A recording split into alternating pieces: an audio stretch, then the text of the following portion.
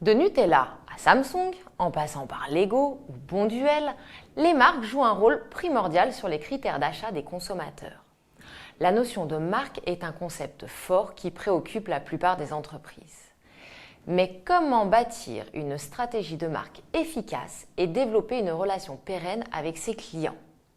C'est un travail complexe pour les entreprises dans leur démarche marketing qui allie la définition claire et précise de la marque ainsi que la parfaite connaissance de son cœur de cible pour une construction d'expérience client positive. La stratégie de marque est un plan à mettre en place pour définir de façon précise la vision que les clients, et plus généralement le marché, se feront de l'entreprise.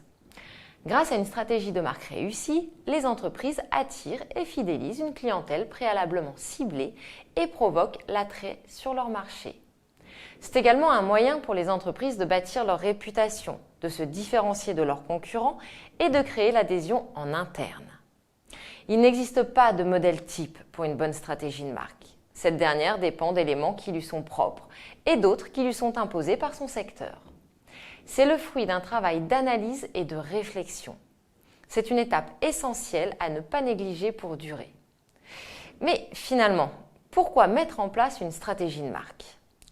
À l'heure où les entreprises se créent et meurent rapidement et où la concurrence est accrue, comme c'est le cas sur les marchés de la téléphonie ou de l'automobile, il est indispensable pour une entreprise de développer sa stratégie de marque de façon à assurer sa pérennité et son succès. Une marque doit être bâtie sur la durée. Développer une stratégie de marque permet également aux entreprises de se définir par rapport à leur marché et leurs concurrents, de déterminer leurs objectifs principaux, de se focaliser sur leurs clients types et de lever en amont les obstacles qu'elles pourront rencontrer. La communication joue également un rôle important.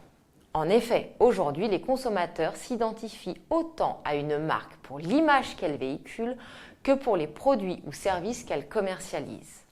Il est donc impératif pour une entreprise de communiquer de manière efficace.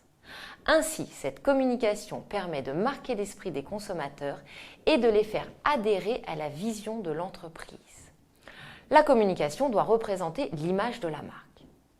Le meilleur exemple concerne Google. En effet, l'importance de la marque est primordiale pour le moteur de recherche. Plus la marque est connue, plus elle a d'engagement de la part des internautes et plus Google améliore son ranking dans ses pages. Les entreprises doivent donc bâtir un plan de communication concis et en lien direct avec leur identité. Lorsque l'entreprise existe depuis plusieurs années, un audit peut être réalisé pour comprendre et analyser la place des entreprises sur son marché et la vision de ses consommateurs.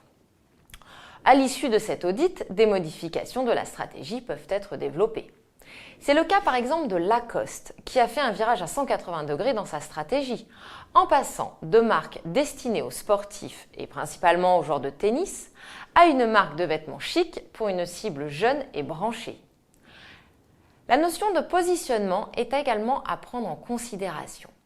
Mais le positionnement revêt deux aspects, la vision des consommateurs et celle des entreprises. Il s'agit tout d'abord de la position et de l'image que les consommateurs se font d'une marque par rapport à ses concurrents. Mais le positionnement, c'est également la place recherchée par l'entreprise sur son marché. Il s'avère parfois que la perception des consommateurs diffère de celle que souhaite véhiculer l'entreprise.